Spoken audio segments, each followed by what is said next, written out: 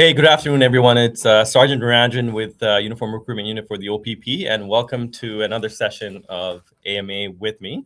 As we wait for people to hop on and get settled, just a few things I want to kind of discuss with you.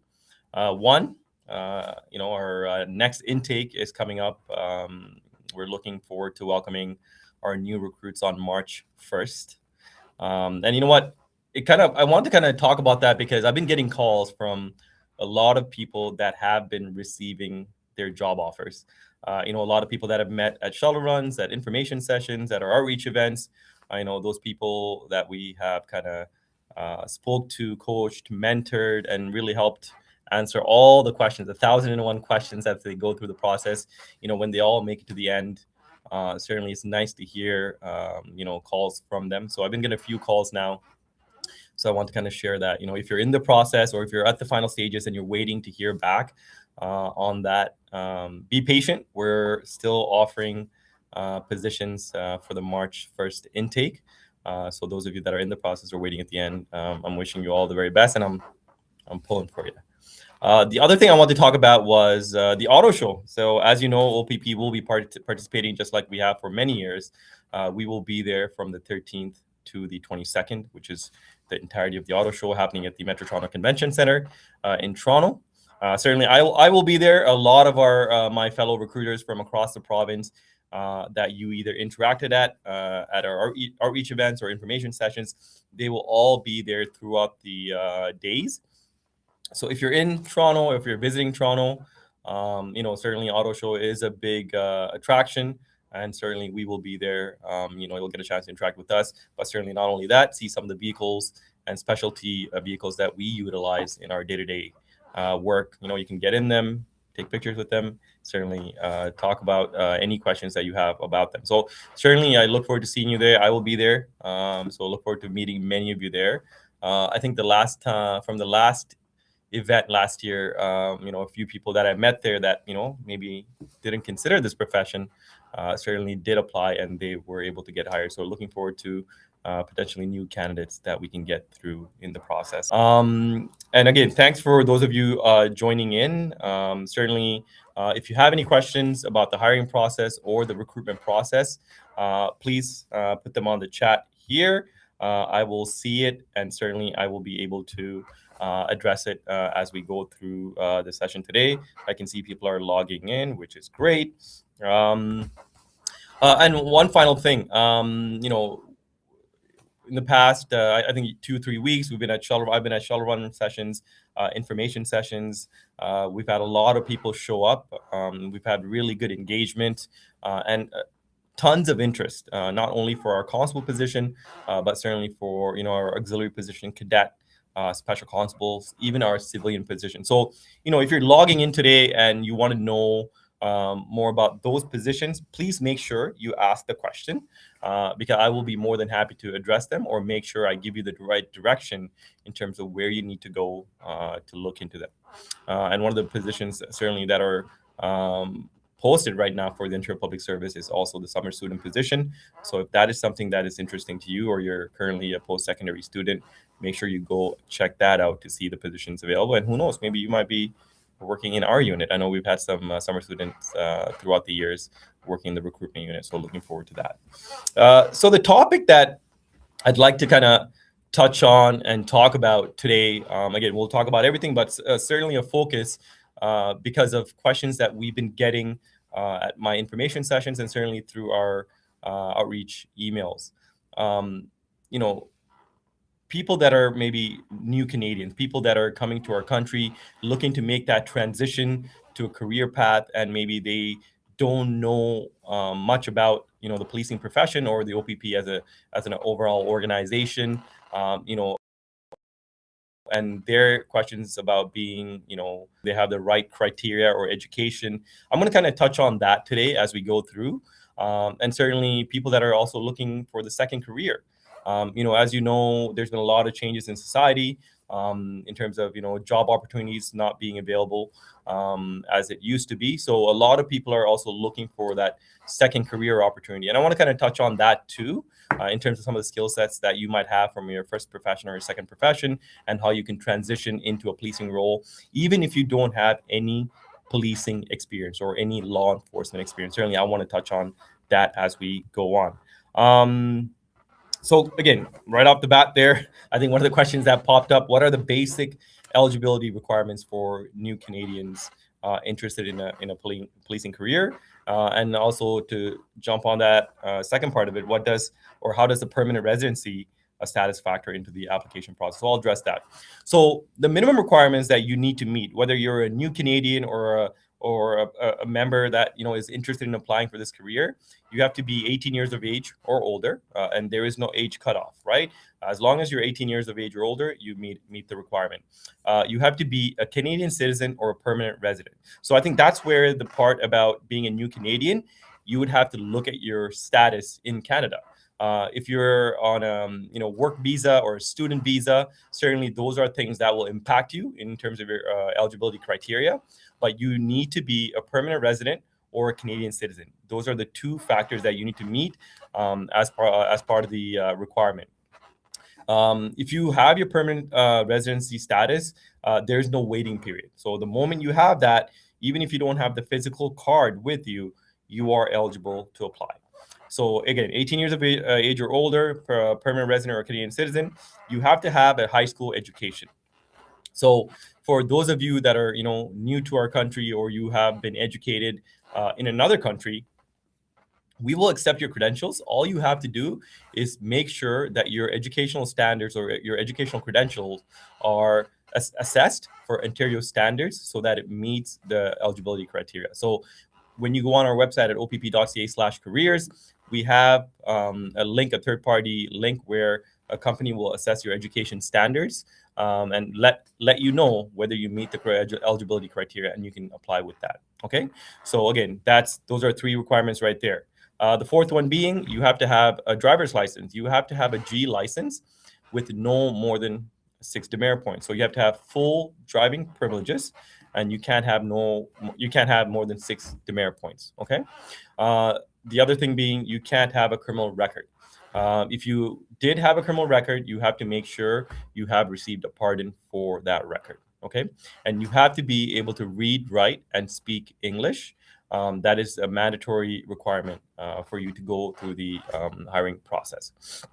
The other thing being, you have to be able to pass a level 7 or achieve a level 7 on the shuttle run, which is a fitness test. And I'll speak more about that as I go through the rest of the session today. And finally, when you go through our hiring process, you will be assessed, in terms of looking at your finances. There will be a background investigation that will encompass, along with the psych testing, that will happen as you go through the process. So those are in the latter part of our hiring stages that you need to go through. And finally, you would need your level C and standard first aid CPR, but you do not need to have this right at the application stage. You can have this right before we offer you an offer of employment. So those are the minimum requirements that you need to meet, whether you are a new Canadian or a current member looking to apply to the OPP. And I also addressed the permanent residency issue. It's the situation where you have to have it, but you don't have to have the physical card. As long as you're eligible and you receive notification that you have been given your permanent residency, you are eligible to apply. Okay. The other question here, are there supports available for applicants who are still improving their English or French language skills? So great question. We personally, as an organization, we are unable to offer you any sort of coaching or mentoring on that particular subject, just based on just resources. We don't have the resource capability to focus on every single individual that asks for that type of help. But there are many private companies that offer that. And I'm sure you can find that online in various areas where there are people that will coach you, tutor you, mentor you to improve your reading, writing, and comprehension of the English language. So if you feel that, maybe you're not strong as you think you should be in the English language, certainly go get that help, so that way when you go through our process, you're a competitive candidate. Question here about, can I transfer from UK Metro Police? So I assume you're a police officer in United Kingdom, and you want to transfer over to us. As long as you meet the experienced police officer criteria. So one, there's two ways to go about it. Either you would go through the regular constable process, or you would go through the experienced police officer process if you meet the criteria. But I'm going to make an assumption here that maybe you're not a Canadian citizen or permanent resident. In that scenario, you would have to go through the regular hiring process. Certainly, the skill sets that you've gained, all the experience that you've had to date, will be a benefit for you because that'll make you a very competitive candidate. But you would still need to meet the hiring eligibility. One being certainly the permanent residency and Canadian citizen. Okay, so that's one thing that you would need to consider. So another question here from a candidate. Looks like they're in our process. They applied a few weeks ago and they haven't heard anything back from us. So I would say just be patient. As you know, we're accepting applications every single day. It's being submitted through our online portal every single day. Just be patient as we assess and get to your application. Also, look at your portal. Usually on the portal, it'll show you the status of your application. It'll tell you where you are as you're going through each stage. So that gives you a good understanding and an idea of where it stands. So wait to hear back. If there's something missing on your application, certainly we'll email you back and get in touch with you to make sure you upload the required documents. If you still haven't heard back from us in a few more weeks, certainly I implore you to email us so that way we can certainly look at what the situation is. Okay. Another question here about wearing glasses. This is a question about vision that I get constantly, whether it's at our in-person sessions or certainly through phone calls and emails. So there is a vision standard you have to meet. And if you go on our website at opp.ca/careers, and if you go to the frequently asked questions page, we break down what the vision standard is and also our hearing standard. So there are two criteria that you need to meet. If you achieve your OACP certificate, again, OPP does not require the OACP certificate to go through our hiring process. But if you do get that certificate, if you're applying to other municipal services, certainly that vision and hearing portion would be assessed through them. But if you're not doing that and you're applying directly to us, what I would really suggest that you do, if you're concerned about this, please go get yourself tested. Get yourself tested by an audiologist or an optometrist just to make sure that you meet these standards. Because if you're going through the process, you make it all the way to the end and you get to the medical stage. And, at that point, you go to get your vision and hearing tested and you find out that you don't meet either of those standards. Unfortunately, we won't be able to give you a job offer because you still have to pass the medical. So I would really, really highly suggest that you take some initiative, go get yourself tested if you are concerned about that particular situation. Okay. Good question though. Are there accommodations for applicants unfamiliar with Canadian driving standards, laws, or testing? So again, prior to even applying, you need to have your G license. And for you to get your G license, you got to go through the Ministry of Transportation testing. So, one way you can do that is by going and taking driving lessons and driving classes. There's a lot of companies out there that accredited companies that offer driving lessons and lessons in terms of understanding what the rules and regulations are prior to driving. So I would really encourage you to go get those testings done or get the knowledge portion done. So that way you can go through, G1, G2, and your full G license to obtain your full G license. And certainly once you're hired, we will train you with police vehicle operations training at the Ontario Police College and even at the Provincial Police Academy. But certainly you would need to have your full driving credential before you apply. Okay, so hope that helps. How do we assess your driving, your English? So during our hiring process, you will be doing a time test, which is called the Sigma test, which is a 35-minute time test as part of the background investigation phase. And in that test, we assess your reading, writing, and comprehension on that assessment. So certainly we want to make sure that you have the capability to understand what's being written, what's being said to you, and you're able to, transcribe the information and answer it accordingly. So certainly there is an assessment that we do. And also, as you're going through the entire process, whether it's at the interview, the application stage, or the background phase, or the psych stage, certainly we are also assessing your reading, writing, and comprehension skill to see that you meet standards. Okay. Great question, though. Question here, Sarge. I graduated from OPC through a different service and received my OPC certificate almost 2 years ago. If I get hired, do I have to go to OPC again? So I guess, Ray, and I guess one of my questions would be, are you a current police officer, or are you someone that did work for a police service and then you left the service? So again, those are some questions I would have in terms of answering your question. But if you are, whether you're current or within the 2-year period of working for a police service, you can actually apply to us as an experienced police officer. And no, you do not need to go back to the Ontario Police College. You would only need to complete the 4-week training program that we offer for experienced police officers. Certainly, if you're over the 2 years, certainly then you would have to go through the regular hiring process with us. Okay, so hopefully that helps. Question about fitness. Are PIN and the prep test both required? So in our hiring process currently, I know other services have different requirements, but specifically speaking for the OPP, the only fitness testing that we assess you on is the shuttle run. You need to be able to achieve level 7 on the shuttle run with us. And we do it twice in the process. One at the start of the hiring stages. So right after you submit your application, the next phase of assessment is your fitness testing, where you need to either send us a video showing us that you're capable of achieving level 7 virtually, or you can physically show up at one of our shuttle run sessions that we host in person throughout every single region monthly. You can actually physically show up and run in front of us, as me and my colleagues are fitness appraisers, so that way we test you in person. So that is one area where when you'll be tested, and right after the job offer is given to you, we will also require you to show up and do a shuttle run to show us that you've kept your fitness up, right? So those are the 2 times that you would have to do it in our hiring process. Okay.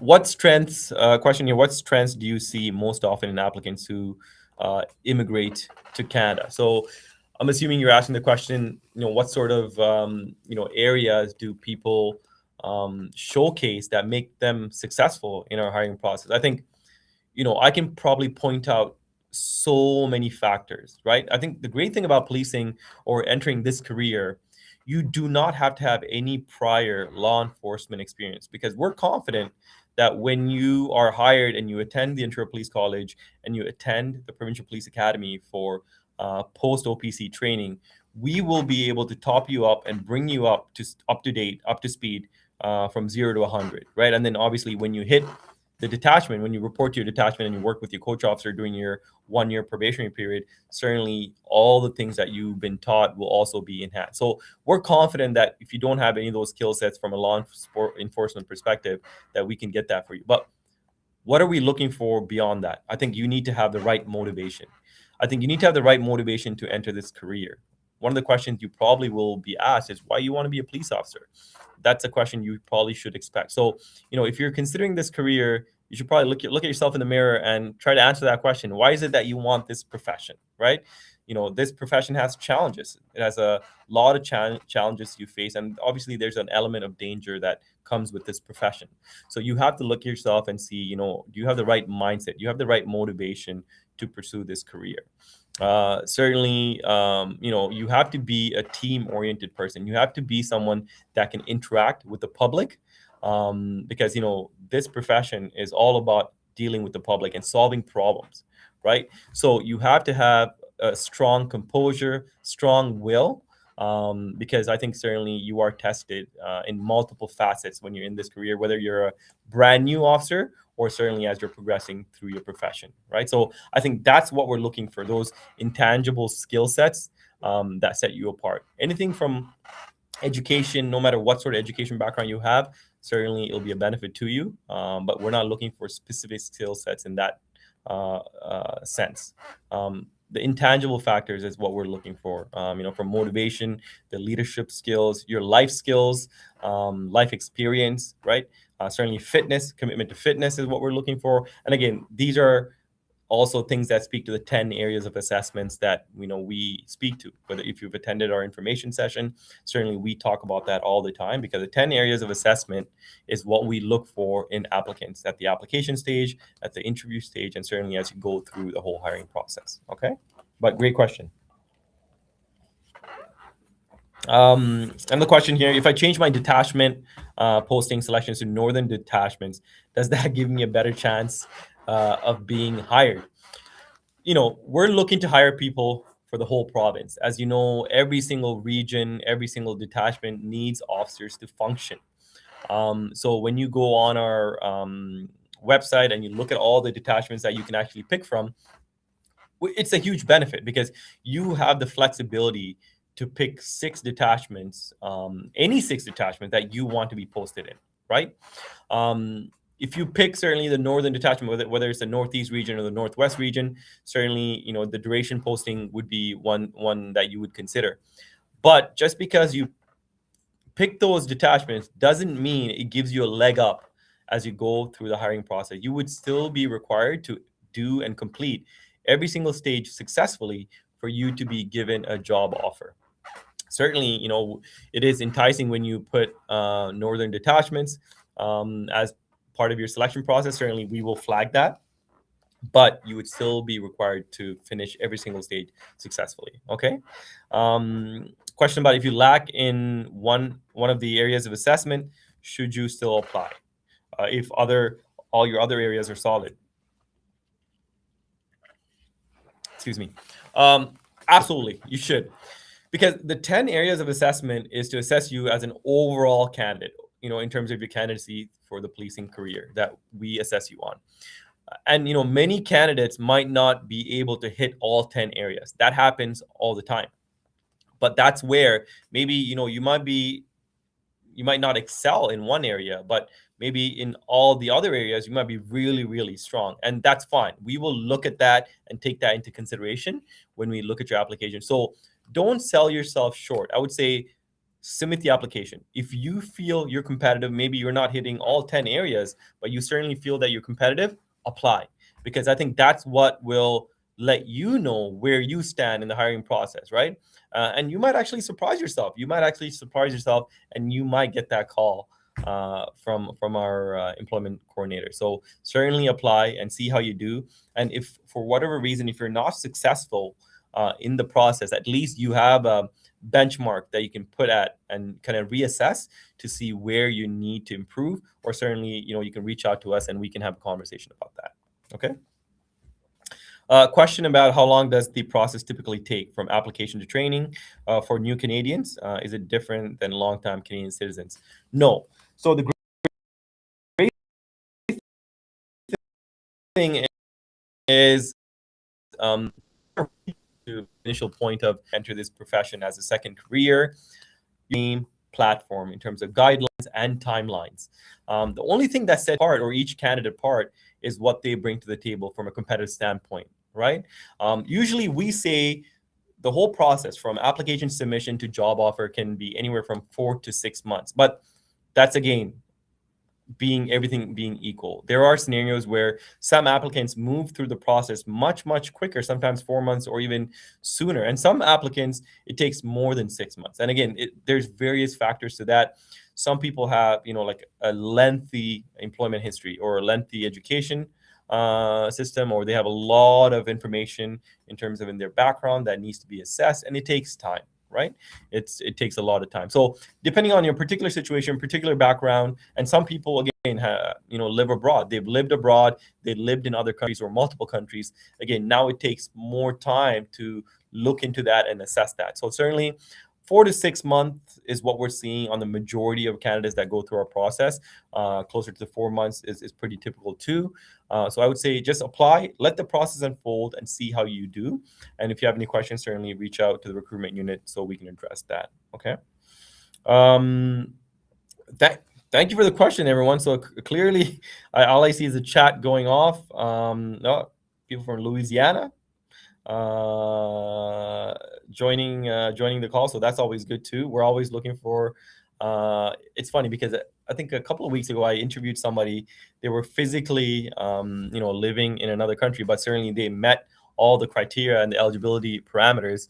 They were Kenyan citizens living in another country, but certainly we were able to conduct the interview and still give them the opportunity to go through our hiring process, which also speaks to the flexibility that we have in our hiring process to do that. So, which is something I always kind of feel good about. And another question here: what would you say to someone who is nervous about the local focus interview, especially the behavioral style question? So, good question. We get this all the time. What you need to understand is, again, the interview that we conduct. I know other police services have various other ways of conducting their interview, but the interview that we conduct is a one-on-one interview currently, and currently we do virtual style interview. So right off the bat, the virtual style interview is a bit nerve-wracking for people because you're not physically in front of your interviewer. You can't gauge the interviewer. So it is a bit different. If you have no experience doing a virtual interview, certainly that adds a bit more nervousness to it. But I would say you should approach the interview, in a very positive and engaging manner with energy. Our goal is to make sure that you feel comfortable, you feel settled. We're not looking to make you feel intimidated or put you at an unease type of a situation. We want to make sure we understand why you've chosen this profession, why you've chosen to, pursue policing as a career. And we want you to talk and elaborate and explain things during the interview. And most of the things that we will be talking about during the interview will be all about you. Your resume, all the applications, all the relevant documents that you submitted. Those are the things that we will be diving into. And I think most people initially they are nervous. I'll be honest. People are nervous, but we as recruiters, I think we do a really good job of making sure we calm their nerves down and really try to get them into a mood where they're feeling comfortable to talk and share. And I think most people towards the end, as they complete the interview, they feel very good about it. They feel like it's more of a conversation based. It's more of a conversation type of interview than anything else. And the whole competency side of it, again, that's also essential competency interview that we do. We're looking for you to share examples. We're looking for you to share examples on relevant topics. It could be about anything, but for example, maybe depending on what the recruiter asks you, maybe problem solving or teamwork. So different competencies that we may ask you. As long as you're able to articulate it, talk about what you did in that particular competency, that's what we're looking to capture, right? Because again, when you hit the road as an officer, there's a lot of scenarios that you'll be put into where you have to take action, you have to take the lead and the leadership role. So we want to know that you've already done this in your current life or in your past professions or school or wherever it is, and we want you to be able to talk about it, right? So hopefully that helps in terms of answering that question for you. As a newcomer on permanent residency, what's the lengthiest thing to get done? Probably the full G license. I think certainly, if you already have your education from another country, certainly all you have to do is go and just get your assessments done. Certainly, even if you have a full driving privilege from another country, certainly you can go to the Ministry of Transportation and see if your current driving license from that particular country is recognized by the province of Ontario. I know there are several countries where you can do that. So I would say go get that done. But if you don't have any sort of driving experience or don't have a license, certainly I think that would be your longest in terms of what you need to do to go through the process to get the training and go through the assessments to get your full driving privilege. So certainly that would be a good one to highlight. Regarding the driving history from a different country, I have a valid driver's license for only 15 days before I moved to Canada, but it has been 6 years and I'm now really struggling to get the documentation from that country. I can see why that would be a struggle. And certainly I'm not sure what country you're from. Certainly one of the ways is for you to go to the embassy. If your country has an embassy here in Canada, where you came from, certainly that would be a good starting point to see if you can initiate that transaction, or certainly if you have friends or family members that live in your country, that you can probably provide documentation to get the process started. That would be another way. But if you're in a situation where that is a bit difficult, it would be challenging. I understand. I know a few people have reached out to me about this, and it's a case by case basis because we don't have any sort of authority or any sort of reach to offer you any sort of help in that scenario. You would have to go through what are the parameters those countries have set to get that documentation. Or certainly, try your best. And if you are having trouble and you're having a very, very difficult time obtaining these documents, please let us know as you go through our process, and then we will assess it on a case-by-case basis, depending on what it is that we're looking for and how that impacts you. Okay, so hopefully that helps. While police foundations isn't a necessary requirement, does it enhance an application? This goes back to my initial point about your background when it comes to education or experience. Again, police foundations program is not a mandatory requirement for you to apply to the OPP to be a police officer.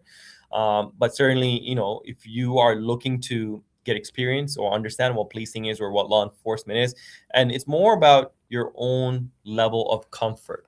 If you want to be more prepared, if you want to have more of an understanding of what you're getting into, certainly you can look into the program. I would say look into the programs at multiple colleges and universities that are offered. Certainly there's a cost associated to taking these programs through any sort of university or college. So you have to assess all that, right? From a financial perspective, are you getting what you're looking for? And is that going to benefit you as you apply to go through a policing service? So these are the things that I would say you need to consider before taking the program. Okay. Great questions, everybody. So great questions. Thank you. I appreciate it. How can I best prepare for the interview if I don't have Canadian work experience yet? Well, you don't need to. You don't need to have Canadian work experience. So if you have employment experience anywhere, even out of Canada in another country, that is still experience that you can bring to the table. So if maybe you were a pilot, for example's sake, maybe you were a pilot in another country, that experience absolutely will benefit you when you apply, because you can probably speak to the education that you probably needed to get that pilot license, the amount of hours flying that you needed, the practical experience that you need to obtain to get that pilot's job, to fly a plane or a helicopter or whatever it is that you did, right? So any skill sets or any specialty skill sets that you have, no matter where you obtained it, that is recognized. And certainly in the interview, we talk about it. So, for example, one of the areas of assessment is our special skills. For me, I would say my special skill, or one of the skills that I'm proud to have, is my language skills. I do speak a second language. I speak Tamil. So certainly that has come come to help me in many ways in my policing career, on and off duty. So certainly that is something I am very proud to have. So many of you out there probably have many other special skills that enhance your ability and enhance your application. So make sure you talk about that and list it, because again, we want you to sell yourself and promote yourself when it comes to that skill set. Okay. How does the service support officers who may be adjusting to Canadian laws? I'm trying to understand the context of your question. Maybe you can kind of rephrase that. Again, when you take that oath, whether it's your permanent residency or Canadian citizen oath, certainly you're taking the oath to follow all the rules and regulations, including the laws set forth in Canada, right? So certainly when it comes to driving, certainly there are laws and rules that you need to follow. Again, we will look at all that, right? If you're just asking the question to understand what these laws are, it's readily available to you, where you can go read up on the Criminal Code of Canada, the Ontario Human Rights Code, certainly our traffic rules. All these things are available to you for you to read. Even if you want to prepare to pursue this career, certainly you can look at all these things prior to understand how this all works, right? It's available to you. I'm trying to scroll here to see if I missed any of your questions. A question here. I did my psychological testing a couple of weeks ago, and I'm still waiting to hear back for the interview. Is this waiting period normal? Yeah. So if you only did your written portion of your psych testing a few weeks ago, you are still required to complete the interview portion. And probably what's happening now, we're just waiting for an interview slot to be open. So once an interview slot opens up, you will be contacted by one of our administrators to schedule that interview. Okay, and all the very best. All the very, very, very best with that. You're almost at the end. You're almost at the end. Okay, great question about specific units. Are there any specific units or specialty areas that may benefit from a multicultural, that would benefit a multicultural member or from a multicultural member? How could I answer that? Certainly, I think it doesn't matter which, what your background is or what your heritage is. Certainly, maybe a language that you speak might come in handy depending on investigations that we're involved in, because if you speak a specific language and the investigation that is happening happens to have that particular member speaking that language, certainly there's a benefit there because you'll be able to understand the nuances. You'll be able to maybe understand them from a cultural perspective to aid that investigation, which I have done before. So certainly, yes, from that perspective, absolutely, you'll be utilized in a way where you might be able to provide more help than maybe a member that doesn't speak that language or come from that community or that background. So certainly, these are things in terms of skill sets that we assess throughout the organization when we need to lean on each other to help solve any sort of major investigation, right? So yes, absolutely, that's a great question. Speaking, I guess one of the questions about what's the difference between ERT, ERT, and TRUE. So ERT is the emergency response unit, and TRUE is the tactics and rescue unit. So if you can look at like, how can I, in a context of, maybe a professional athlete, for example, maybe like an NCAA compared to the NBA in a basketball context. Certainly, the TRUE would be the top tier when it comes to specialized units, when it comes to any sort of major investigations where we need them for any sort of breaching or assistance. But TRUE would be the ERT members would be working out of detachments throughout the whole province where you need any sort of assistance on a day-to-day basis. So again, if you look at like a standard of, top tier professional, and then you have the secondary, that's how I would break it down. But both are very, very capable and really well trained. I know a lot of members that are part of the ERT team and the TRUE team. Certainly, when required, they're called upon to answer the call. So that's what I would say. And if you're interested in those specific positions, certainly, we can go and tell you more about it. Usually, I talk about it at our information sessions where we get specific questions about it. So certainly, please, if you are interested in that, certainly reach out to us. Okay. What strengths do you see most often in applicants who immigrate to Canada? Certainly language skills. That's a big one. Certainly you have, the cultural aspect that you can bring to the table. And as you know, Canada is a melting pot in the sense that it's very, very multicultural, especially if you go around the GTA. Not only the GTA, even beyond the GTA, it's becoming very, very multicultural. And we as a police organization, as a police service, certainly want to be representative of the communities that we serve. So certainly we want to make sure we have the right languages, we have the right people represented across the province and across different communities. So, when you need to lean on members to help or assist the public, it's easier. Because, for example, when you show up and maybe you're a member of the Muslim community or a Sikh community, and you attend a call for service, and if that member only speaks, Punjabi or Gujarati, it's easier for them to communicate with you if you speak that same language or if you have that same background and the cultural relevance. So these are things that certainly matter because it certainly helps build that bridge and the gap between a police service and the community. So those are things certainly is beneficial. But when it comes to any sort of education or experience, those are things that will help you, but it's not particular. We're not looking for anything particular where you need to have law enforcement experience or certain education related to law enforcement. You can have any sort of education, you can have any sort of employment history or experience, and we will still seek you out as a competitive candidate. So hopefully that answered your question. Okay. I know most of the questions I've been answering have been about the constable position, but certainly we are, sorry, excuse me, but we are accepting applications for the auxiliary position, certainly the cadet position. And the cadet position, you won't be able to apply directly through our portal. But if you are interested in a cadet position, you would still apply through the regular constable portal.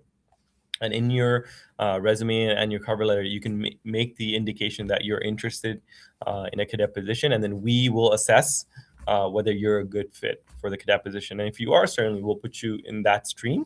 But maybe if you're competitive for a constable, then certainly we'll let you continue in the constable stream.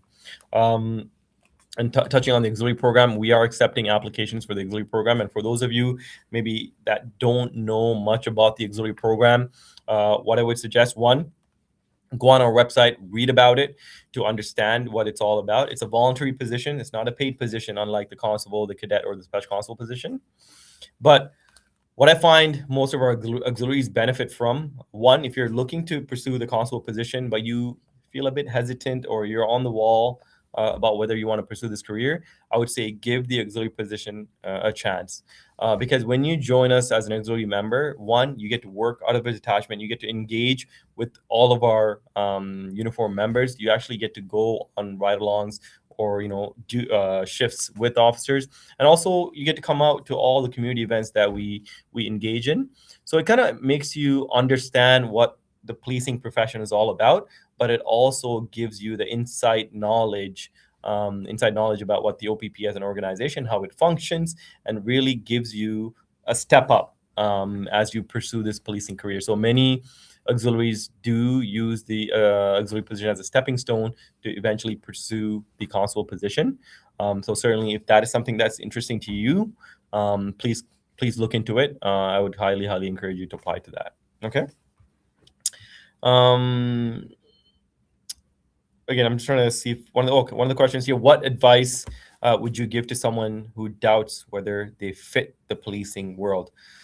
Yeah, great question. I think you got to look at what it is that you're trying to get from this profession, right? Why is it that you want this profession?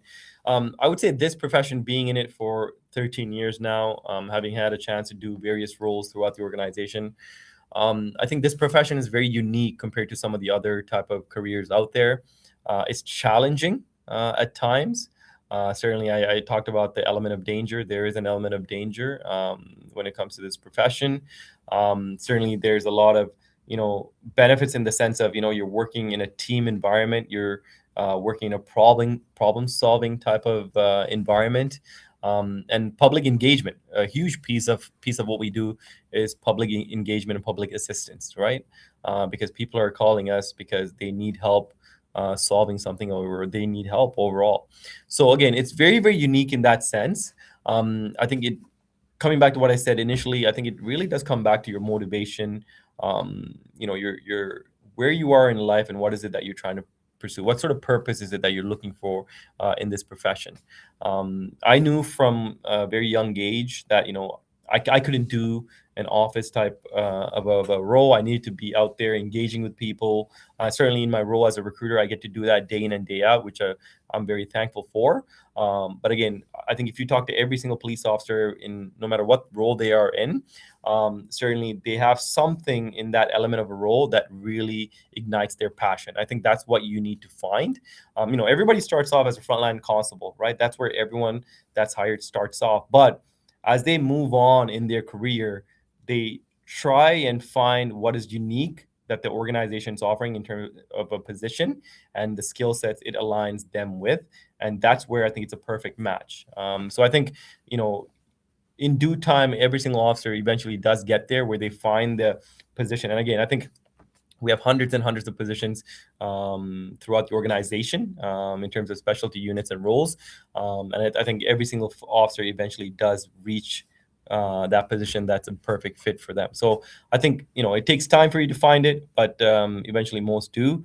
But I think you got to look at what it is that's motivating you to pursue this profession. If you pick it for the right reasons, I think you won't regret it. All right, so certainly keep that in mind.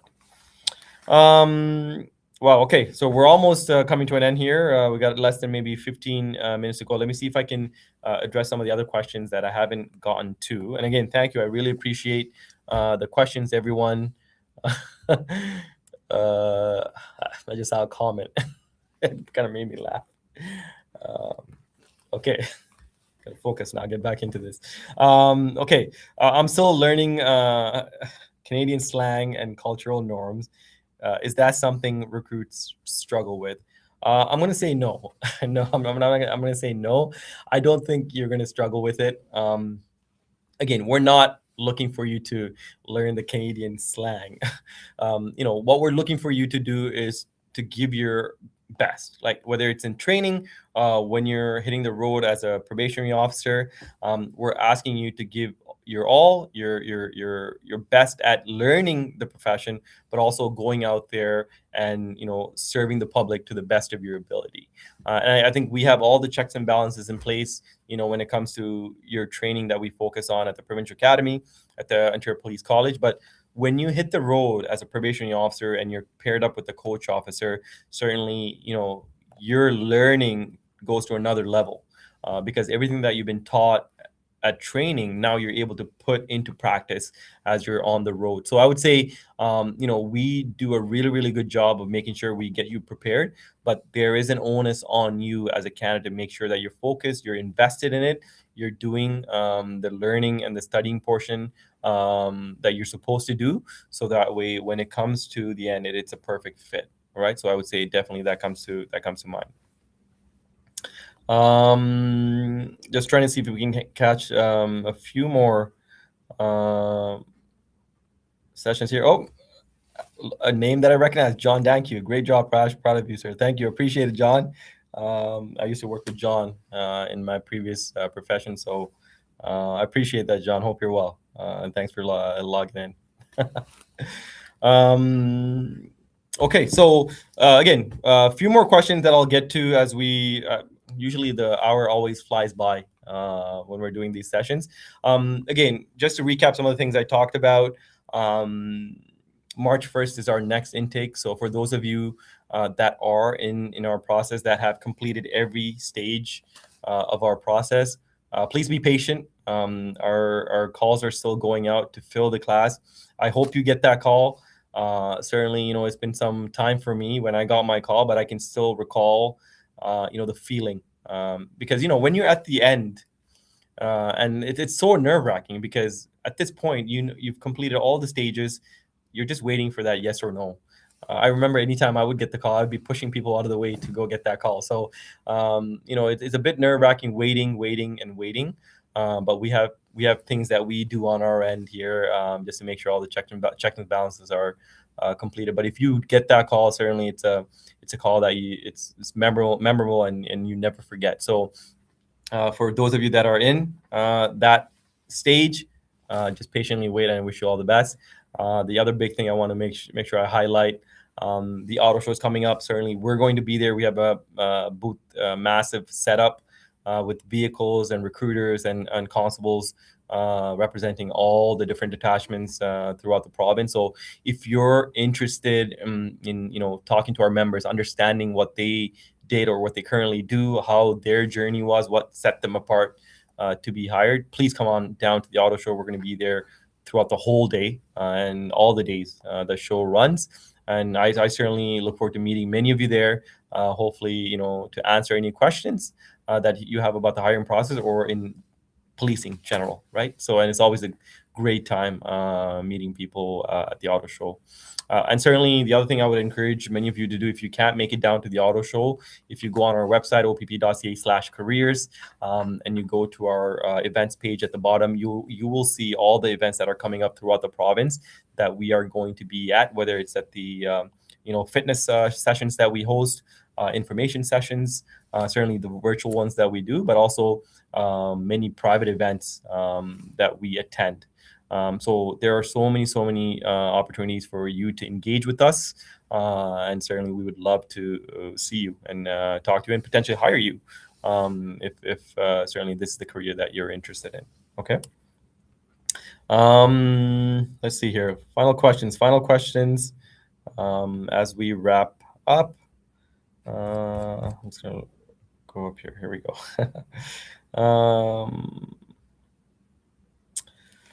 So a question here about can you discuss facial hair for men's standards and certainly female? So certainly we expect our officers to be professional, and certainly the way you look in uniform is something that we look to.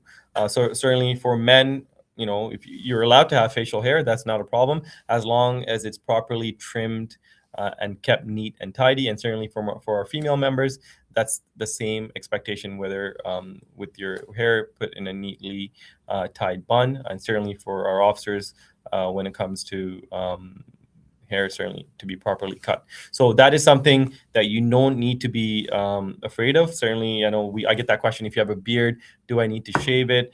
No, as long as it's properly trimmed and kept in a very professional manner, it is certainly acceptable. And we have our police orders that guide us with that. Okay. One last question. Maybe I'll finish with this one. What's one thing you wish someone had told you before you applied? Good question. I'm trying to think.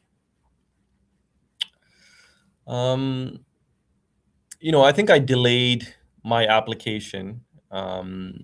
I delayed applying to the OPP and policing because I felt I wasn't competitive overall. I felt maybe I needed more particular experience, maybe in the law enforcement field, getting law enforcement experience.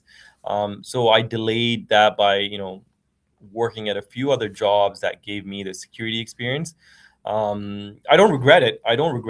Because certainly, by doing some of the jobs that I did, and being a special constable certainly gave me a lot of confidence in my ability. It truly made me understand what this profession is prior to getting into policing.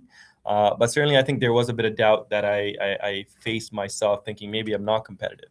Going back, maybe I think I could have applied earlier instead of waiting as long as I did. I think if I could go back and change that, I just would have applied a lot sooner instead of taking the time to apply.